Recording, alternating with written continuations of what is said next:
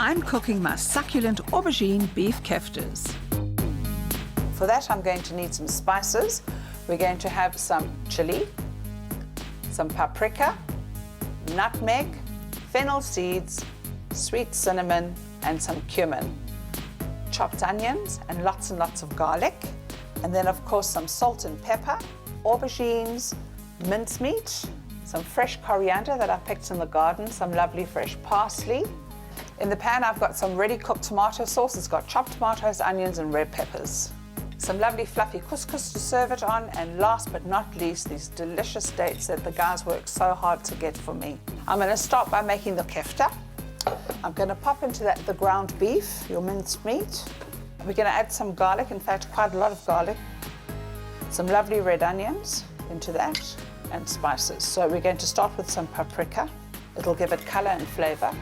A little bit of nutmeg, a bit of fennel, some fennel seed, some cumin, and some ground cinnamon.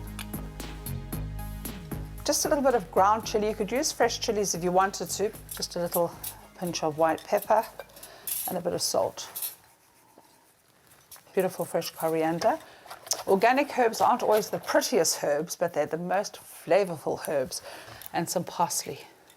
Let's just get our hands in here and knead it all together. And now I want to shape them.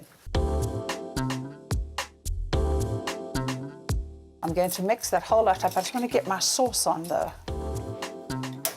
Now what I've done with the sauce is I've just put some olive oil in the pan, some onions, some garlic, some tomatoes. You can use tinned tomatoes if you want to, and a bit of red pepper. It gives a depth of flavor and it colors the sauce beautifully. And just give it some garlic, or maybe a lot of garlic. I'm going to give it a little bit of fennel seed, because fennel and tomato, very, very nice together. And then cumin and a little bit of chili. And I think I'm happy. Let me just roll some more of these keftas. Right, I've got enough of these little babies. I'm going to just get my pan nice and hot, put some olive oil in it. I'm going to fry these. And just a little tip when you're frying, push the oil away from you so you don't burn.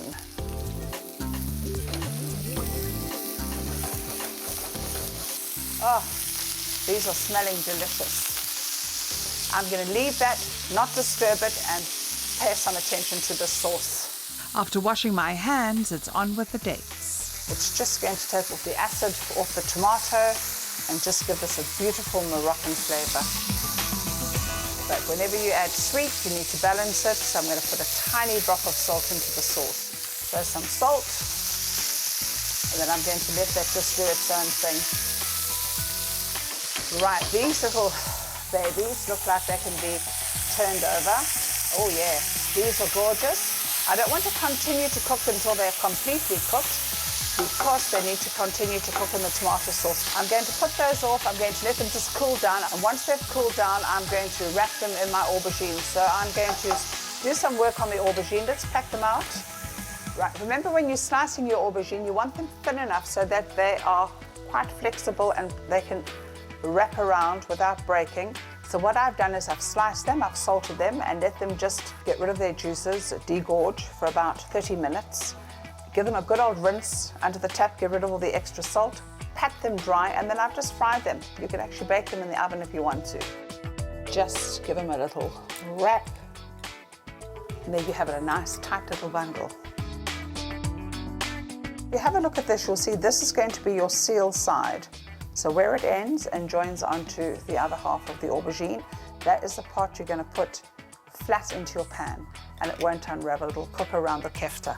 So in it goes, into its little tomato bed. You could also bake these off in the oven if you wanted to. You don't necessarily have to do it on the stove top. A little bit of this beautiful organic coriander.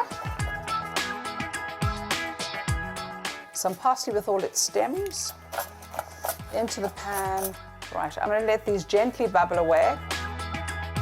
And after about 10 minutes, it's time to plate up.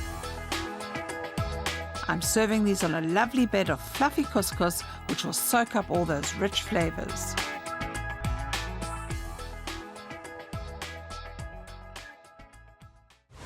My beef keftas, a delicious, fruity, meaty treat.